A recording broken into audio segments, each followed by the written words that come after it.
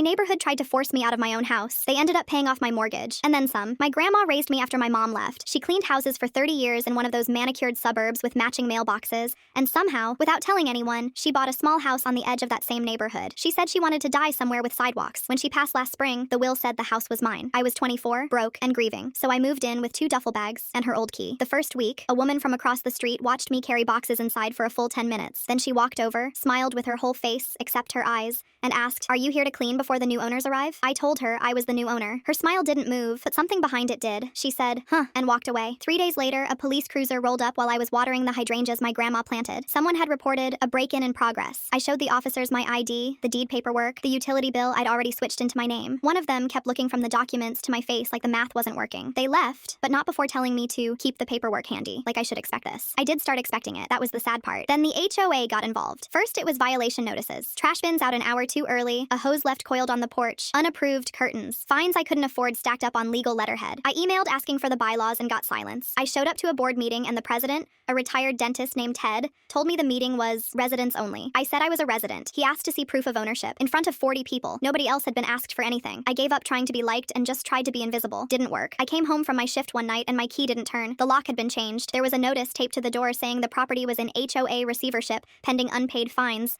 that had somehow ballooned to $9,000. My grandma's furniture was inside. Her photo albums were inside. I sat on the porch steps she used to sweep every Sunday and cried until a neighbor 2 doors down, an older man named Walt, came out and quietly said, "You need a lawyer, tonight." Walt's daughter was a property attorney. She took one look at the paperwork and got very calm in a way that scared me. The HOA had no legal authority to change my locks. The fines had been issued without required notices. The lien they'd filed against my house was procedurally void. And the receivership document? It cited an HOA bylaw that didn't exist. Someone had typed it up to look official. That's not sloppy, she told me. That's fraud. Discovery was where everything cracked open. Emails between board members surfaced, and I had to read them with the lawyer's hand on my shoulder. Ted writing that the neighborhood needed to protect property values from people like her. Another member suggesting they paper her with fines until she gives up. They always do. They always do. Meaning they'd done this before. The lawyer found 2 previous families. Both had sold and left within a year of moving in, buried under the same fake fines. We sued the HOA and Ted personally for fraudulent lien filing, wrongful eviction, and housing discrimination. One of the former families joined the case. The HOA's insurance company took one look at those emails and begged to settle. My share, after everything, was more than my grandma earned in a decade of scrubbing those people's floors. I used part of it to pay off the house completely. It's mine now, free and clear, in the neighborhood where my grandma was only ever allowed in through the service entrance. Ted resigned and quietly listed his home. The woman across the street doesn't make eye contact anymore. Last month, I planted a second row of hydrangeas out front, big and loud and impossible to miss. Walt helped me dig. When we finished, he looked at the house and said, "Your grandmother would have loved this. I think she would have too. They spent months trying to make me feel like I didn't belong here. Now I belong here more permanently than any of them, and they paid for it."